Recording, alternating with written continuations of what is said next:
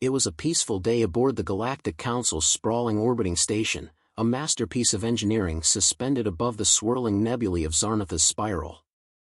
Representatives of over 200 species milled about, their diverse shapes and sizes blending into a kaleidoscope of life. The humans, newcomers to the interstellar scene, were known to be unusually cooperative, a trait that had confounded and intrigued the Council for years. It was widely believed that humanity's historical penchant for violence had long been eradicated, a remnant of their tumultuous past. Diplomacy, exploration, and art now defined their role among the stars. That belief was about to be tested in ways no one could have foreseen.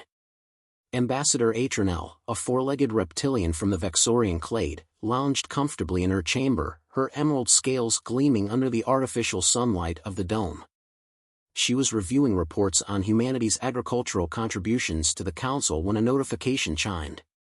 It was a missive from the High Counselor, summoning her to a dispute in the Grand Assembly Hall. The message was cryptic, noting only that a human delegate had expressed dissatisfaction during deliberations regarding Earth's resource allocation.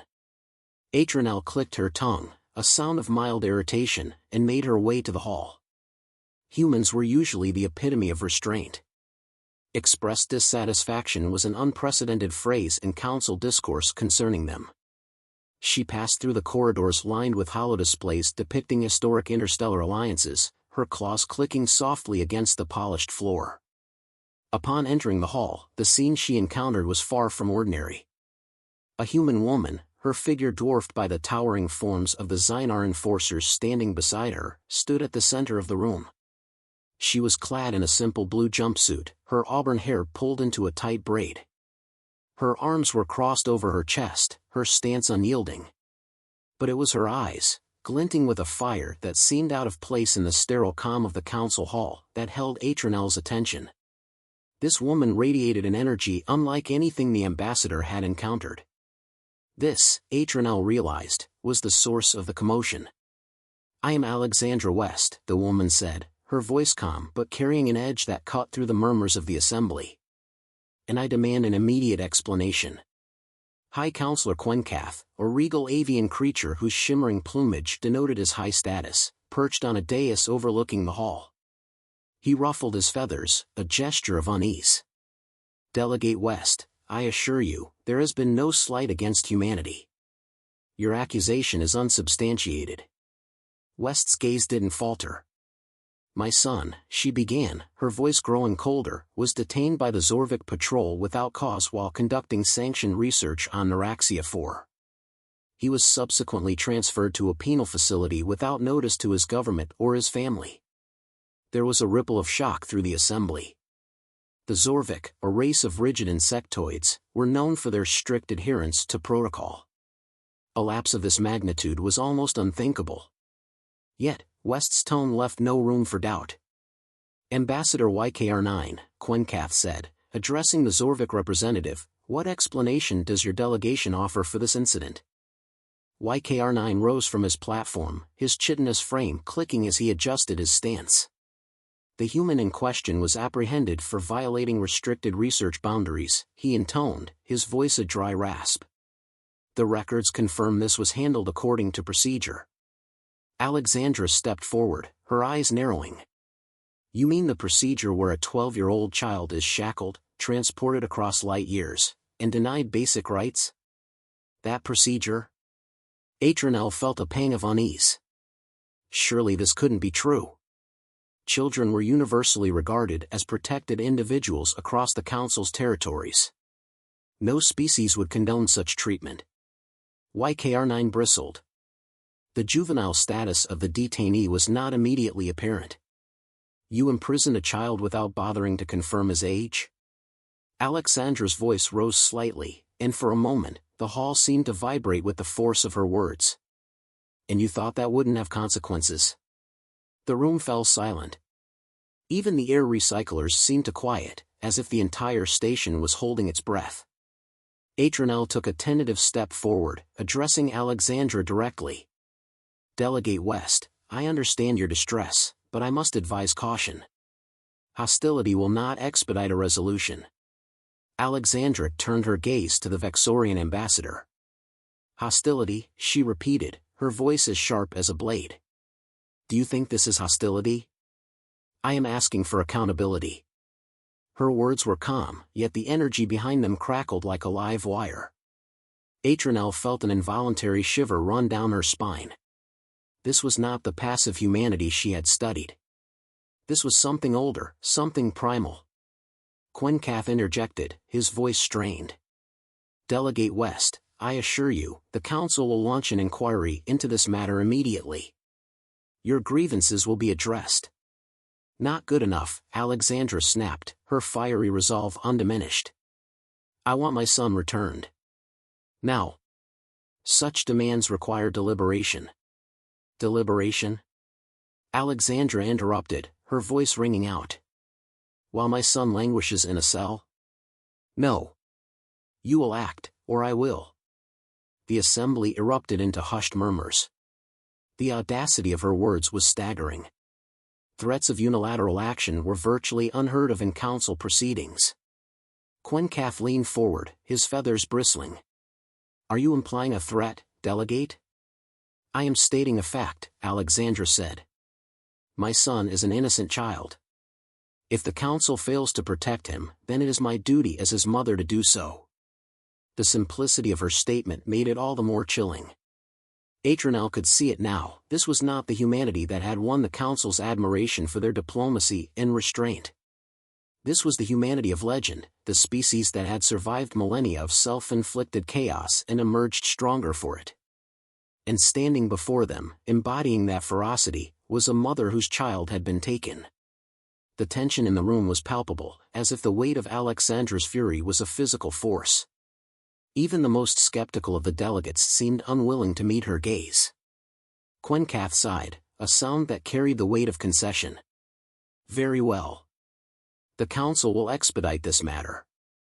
Ambassador YKR-9, you will arrange for the immediate release of the detainee. YKR-9 clicked his mandibles, clearly displeased, but nodded. It shall be done. Good, Alexandra said, her voice calm once more. But as she turned to leave, she added, almost as an afterthought, let this serve as a warning. No one touches my family and walks away unscathed. The hall fell into stunned silence as she strode out, her steps steady, her presence still looming large. Atronel watched her go, a deep unease settling over her. For the first time, the Galactic Council had glimpsed what humanity was capable of when pushed to the brink. And it wasn't diplomacy. The corridors of the Galactic Council station were quiet as Alexandra West returned to her quarters, but her mind was anything but. Anger simmered beneath her calm exterior, a force barely contained by sheer will. Despite the High Counselor's assurances, she knew promises from politicians often served only to delay action. Bureaucracy moved slowly, agonizingly so, but the safety of her son demanded swiftness. She activated the secure communication module in her suite, her fingers deftly tapping the holographic interface. The face of Captain Elias Mercer, commander of the Stellar Resolve and her trusted ally, flickered to life. Alexandra, Mercer greeted, his sharp features creasing into a concerned frown. I've been monitoring the situation. This is escalating faster than I expected. What's your next move? Alexandra leaned forward, her expression unyielding. The Council may have bought themselves some time, but I'm not waiting. I need every scrap of intelligence on this Zorvik penal facility. Location, security protocols, personnel, everything. Mercer hesitated. You're planning an extraction. Planning? Alexandra's voice was firm, her eyes blazing. I'm executing. You realize what this means, Mercer said, his tone low. If you act without the Council's sanction, it could jeopardize Earth's standing. I don't care about political consequences, she interrupted. My son is being held by an alien regime that violated every standard of interstellar law. If the Council doesn't have the backbone to enforce justice, then I'll do it myself. Mercer's silence lingered for a beat, and then he gave a curt nod. You'll have what you need within the hour. But Alexandra, be careful. You're not just a mother out there. You're humanity's face in the galaxy. The connection terminated, leaving Alexandra alone with her thoughts. She didn't need Mercer to remind her of the stakes. The Galactic Council had always regarded humanity as a species of boundless potential, their temperance seen as proof of their evolution beyond barbarism. But Alexandra was prepared to shatter that image if it meant saving her son. Meanwhile, in the Grand Assembly Hall, the fallout from Alexandra's defiance reverberated like aftershocks through the delegation. High Counselor Quencath convened an emergency session, his plumage dull with the strain of political maneuvering. This situation cannot be allowed to spiral further, he declared, his gaze sweeping over the gathered representatives. The human delegate's aggression is a destabilizing force.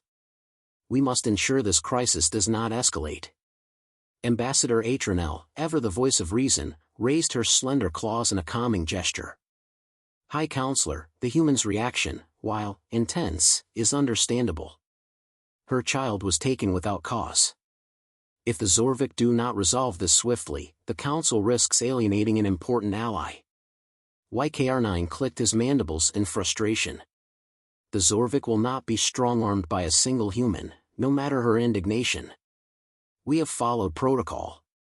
A murmur of dissent rippled through the hall. Atronel seized the moment.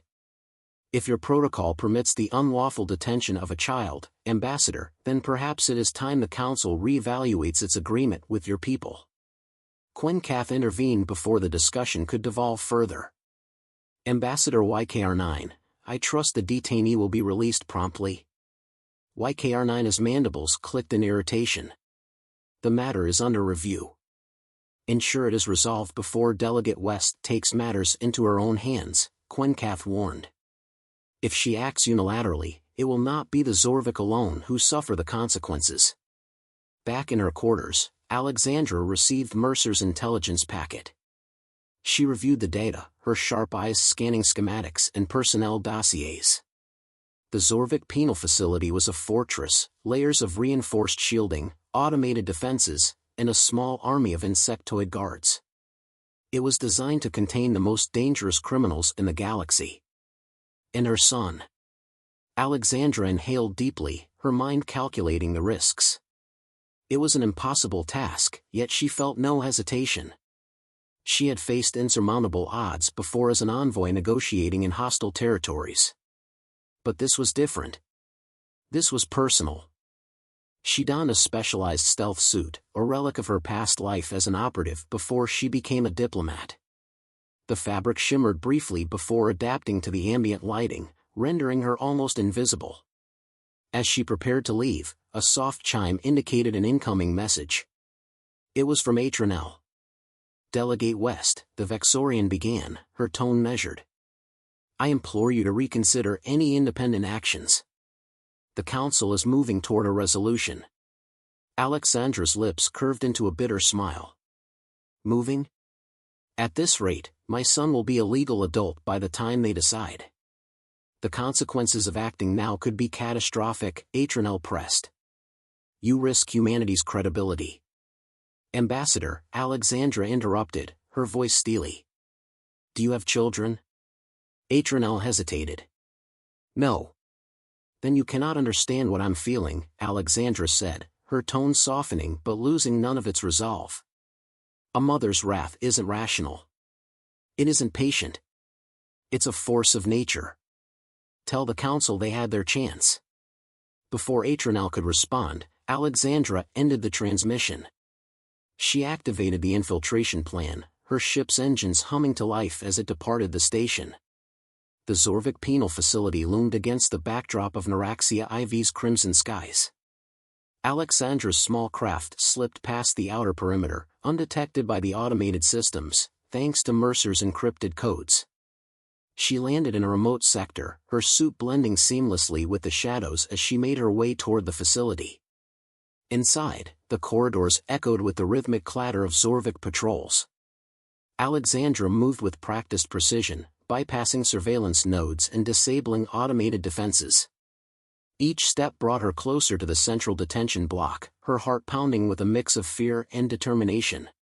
She reached the block's access terminal, her fingers dancing over the interface. The security algorithms were complex, but not insurmountable. As she worked, a distant clamor reached her ears, the unmistakable sound of Zorvik guards on high alert. "Damn it," she muttered under her breath. They'd detected her presence. With seconds to spare, she completed the override and the cell doors slid open. In the dim light, she saw him, her son, Ethan, his small frame huddled in the corner of the sterile cell. His wide eyes filled with relief as he recognized her. "Mom," he whispered. "Ethan," she breathed, rushing to him and pulling him into a tight embrace. "I'm here. We're getting out of here." Alarms blared, the facility's security systems now fully engaged. Alexandra grabbed Ethan's hand, her mind racing through contingency plans. The escape route she'd planned was now a gauntlet of armed guards and automated turrets. The Zorvik would not let them leave easily. "Stay close to me," she instructed, her voice steady despite the chaos. "No matter what happens, don't let go of my hand." Ethan nodded, his small hand gripping hers tightly. Together, they darted through the labyrinthine corridors, evading patrols and neutralizing threats with calculated precision. Alexandra's training kicked in, every move deliberate, every decision focused on keeping her son safe. As they approached the hangar bay, a squad of Zorvik guards blocked their path. Alexandra pushed Ethan behind her, her body a shield against the advancing threat. "You will not leave this facility," the lead guard rasped, raising his weapon. Alexandra's gaze hardened. "Watch me." The Zorvik guards spread out, their movements precise and synchronized. Their exoskeletons gleamed under the harsh lights of the hangar bay as they raised their plasma rifles, creating a semicircle around Alexandra and Ethan. The air was heavy with the hum of charged weapons and tension so thick it seemed to sap the oxygen from the room. Ethan clung to his mother's side, his small hand gripping hers tightly. Alexandra placed herself between him and the guards, her every nerve alight with resolve. The sleek, invisible suit she wore shimmered briefly, its energy reserves taxed by the recent infiltration. Her options were dwindling. "You are surrounded," the lead Zorvik barked, its mandibles clicking with menace. "Submit peacefully, and the juvenile may be spared." Alexandra's eyes narrowed. "You made a mistake detaining my son. The second mistake was threatening me." She knew diplomacy was futile now. The Zorvik adhered rigidly to their laws, and their logic was impervious to emotional pleas. They saw this confrontation as an inevitable end to her futile attempt at resistance. But Alexandra wasn't here to debate the odds, she was here to win. Reaching into a hidden compartment on her suit, she withdrew a small, round device no larger than her palm. It was a specialized EMP disruptor, something she had acquired long ago during her operative days. Her grip on it was firm, her expression resolute. "You're making a poor choice," the lead guard hissed. "Do not escalate." Alexandra didn't answer. She pressed the device's activation stud and threw it into the midst of the guards. The EMP detonated with a sharp, electrical crackle, its pulse cascading invisible ripples. The Zorvik guards convulsed as their weapons and armor systems short-circuited, sparks flying. One by one, they collapsed to the floor, incapacitated but alive. Ethan stared wide-eyed at the scene. "Mom, what was that?"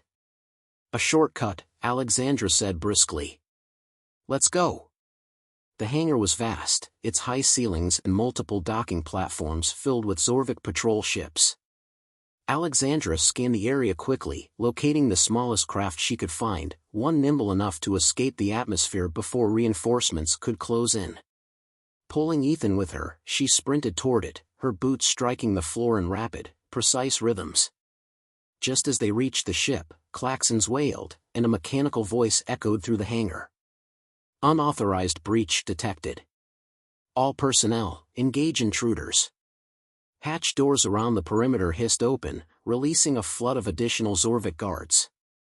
Unlike the earlier squad, these soldiers wore heavily armored exoskeletons impervious to EMP disruptions.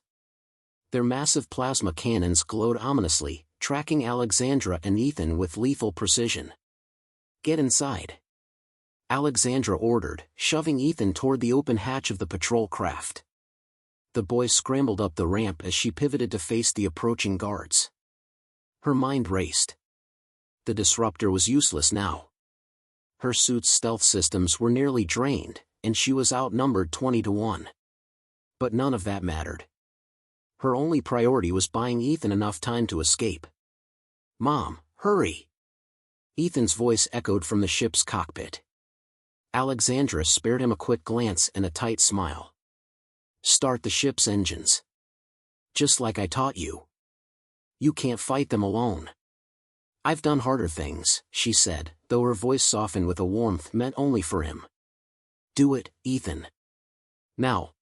Turning back to the advancing Zorvik, she reached for the hilt of a compact energy blade strapped to her thigh. The weapon hissed to life, its blue plasma edge crackling with energy. It had been years since she wielded it, but her muscles remembered every movement. The Zorvik commander raised a claw. "Surrender in your juvenile lives." "Try and take him," Alexandra said, her voice like steel. "See what happens." The Zorvik charged. Alexandra moved with fluid precision, her energy blade a blur as she deflected incoming plasma bolts. Her years of training took over, and she ducked, rolled, and struck with lethal efficiency. The first wave of guards fell quickly, their armor no match for her blade's searing energy. But more kept coming, their sheer numbers overwhelming. A blast grazed her shoulder, searing the fabric of her suit and sending a jolt of pain through her body. She gritted her teeth, refusing to falter. Each second she held them off brought Ethan closer to safety. The ship's engines roared to life, their deafening hum filling the hangar. The sound was a beacon of hope, but it also painted a target on their escape. "Mom!" Ethan shouted from the cockpit. "The ship's ready." "Not yet," Alexandra called back, her blade carving through another attacker. She was a whirlwind of defiance, her movements sharp and calculated. But even she couldn't fight forever. As the guards pressed closer, she heard a sudden roar, louder and deeper than the ship's engines. A blinding flash of light illuminated the hangar as the ceiling exploded inward, debris raining down in a fiery cascade. Through the smoke and chaos, a massive vessel descended. Its angular design was unmistakable, the stellar resolve. "Mercer!" Alexandra exclaimed, half in shock, half in relief. The Resolve's bay doors opened, and a squad of heavily armed humans rappelled into the hangar. They moved with military precision, their advanced armor gleaming under the harsh lights. Plasma fire erupted as Mercer's team engaged the Zorvik, creating a protective perimeter around Alexandra and the ship. Mercer's voice crackled over her comms. "Alexandra, get on that ship and go. We'll cover you." Alexandra hesitated. "You didn't have to come. You'd have done the same for me," Mercer replied, his tone gruff. "Now move." With the Zorvik momentarily distracted, Alexandra sprinted to the ship. She leaped up the ramp, sealing the hatch behind her. In the cockpit, Ethan's face was pale but determined as he gripped the controls. "Take us out," she said, placing a steadying hand on his shoulder. "You've got this." Ethan nodded, his fingers dancing over the console. The ship lifted off, its engines screaming as it shot toward the open hangar bay doors. Zorvik patrol ships gave chase, their plasma cannons firing wildly. Alexandra slid into the co-pilot's seat, quickly deploying countermeasures. The ship shuddered as blasts grazed its hull, but it held steady. Ethan's piloting was precise, his instincts sharp despite his age. "Keep us steady," she instructed, her fingers flying over the console to align their trajectory. "We're almost clear." A sudden impact jarred the ship as a Zorvik bolt struck the rear thrusters. Warning alarms blared, and smoke filled the cabin. "We're hit!" Ethan shouted. "I see it," Alexandra said, her voice calm despite the chaos. She rerouted power to the primary engines, coaxing every ounce of thrust from the damaged systems. The ship groaned in protest but accelerated toward the planet's atmosphere. Behind them, the stellar Resolve unleashed a barrage of covering fire, its powerful cannons reducing the pursuing patrol ships to smoldering debris. Mercer's voice came through the comms one last time. "You're clear, Alex. Get him home." "Thank you, Elias," she said, her voice thick with emotion. The patrol ship broke through the atmosphere, the stars of open space stretching before them. Alexandra leaned back in her seat, exhaustion threatening to overtake her. But as she looked over at Ethan, his face determined, his hands steady on the controls, pride swelled within her. "We're not out of this yet," she said, her voice soft but resolute. "But we're together. That's what matters." Ethan glanced at her and managed a small smile. "What now?" Alexandra's gaze hardened. "Now, we make them regret ever laying a hand on you." The patrol ship hurtled through the void of space, its engines sputtering but functional. Alexandra West slumped in her seat for a moment, letting out a breath she hadn't realized she was holding. The soft glow of stars through the cockpit windows offered a brief reprieve, but her mind remained locked on the dangers ahead. They were far from safe. Ethan sat beside her, his small hands steady on the controls despite the tension radiating from his thin frame.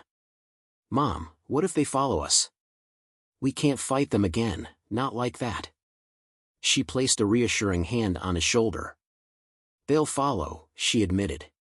"But they won't catch us." A console alarm interrupted the comm, and Alexandra's fears were confirmed.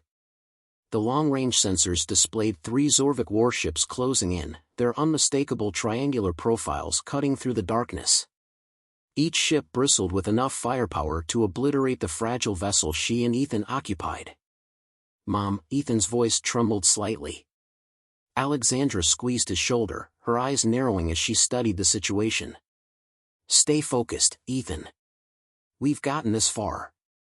We're not stopping now." The Zorvik ships began to fan out, maneuvering to encircle their target.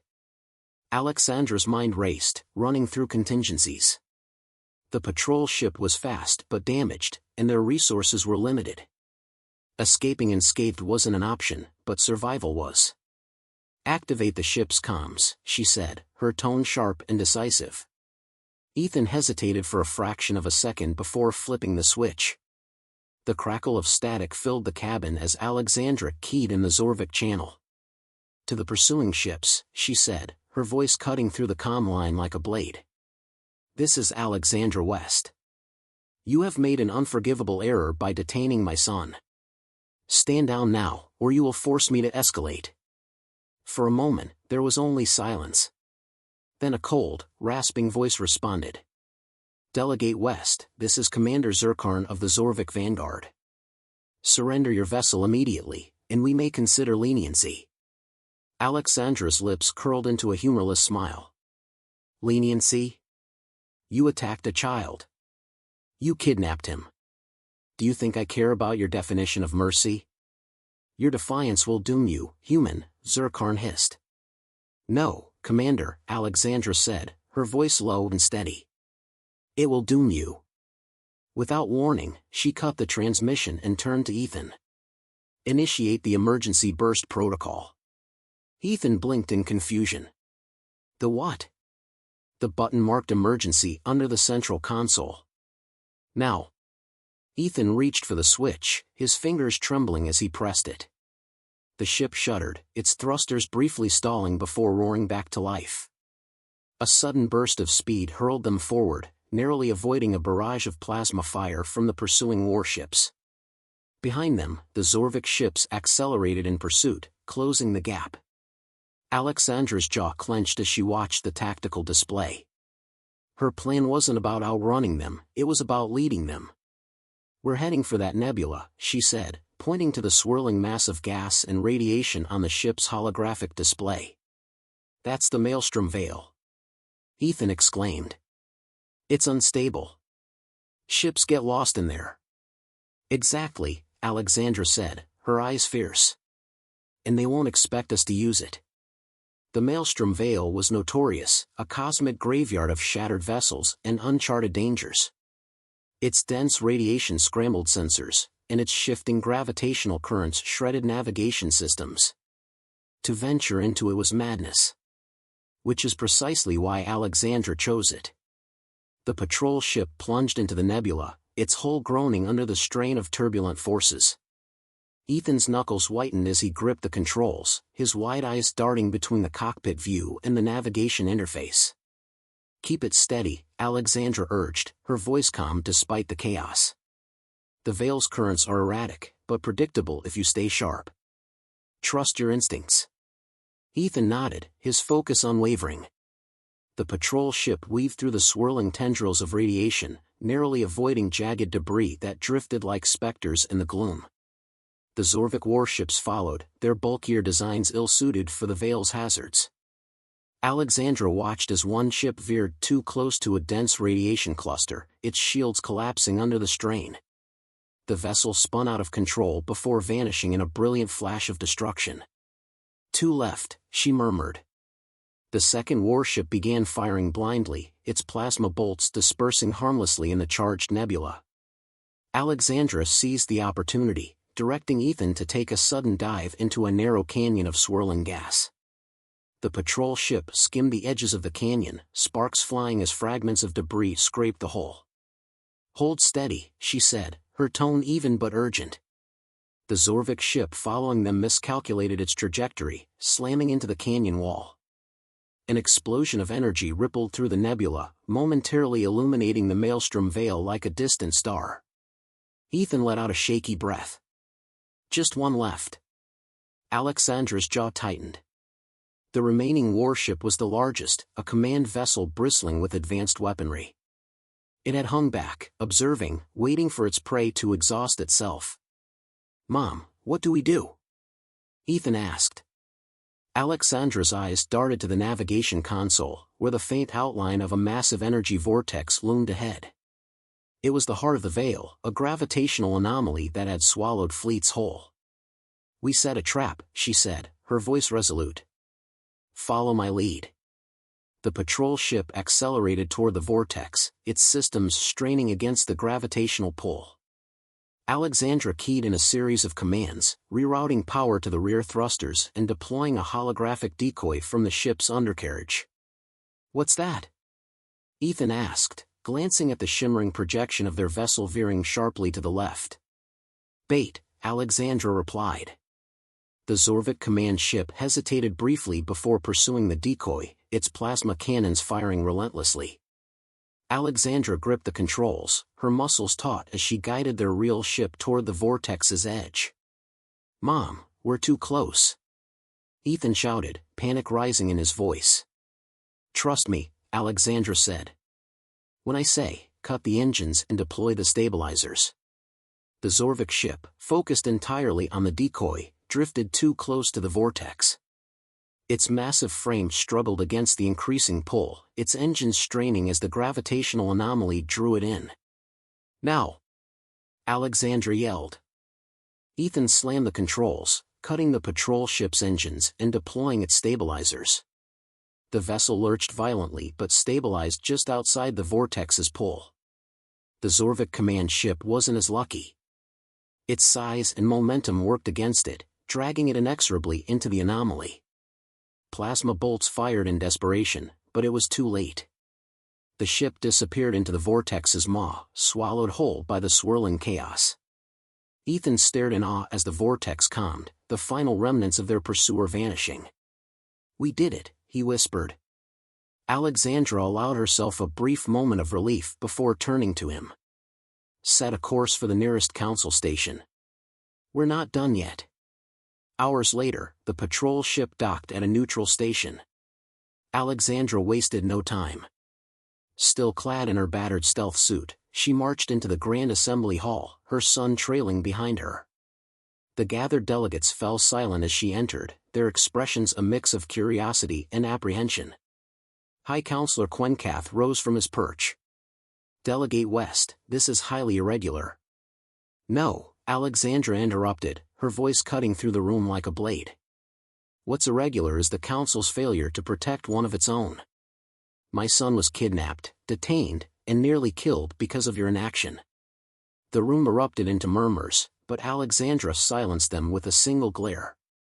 "Let this serve as a reminder," she continued. "Humanity's cooperation is not submission. If you will not uphold justice, we will." Her gaze swept across the assembled delegates, daring any of them to challenge her. None did. High Counselor Quencath's feathers bristled, but he nodded. Your point is noted. The Council will take measures to ensure this does not happen again. Alexandra turned to leave, her hand resting protectively on Ethan's shoulder. As they walked out, she glanced down at him and smiled. Let's go home, she said.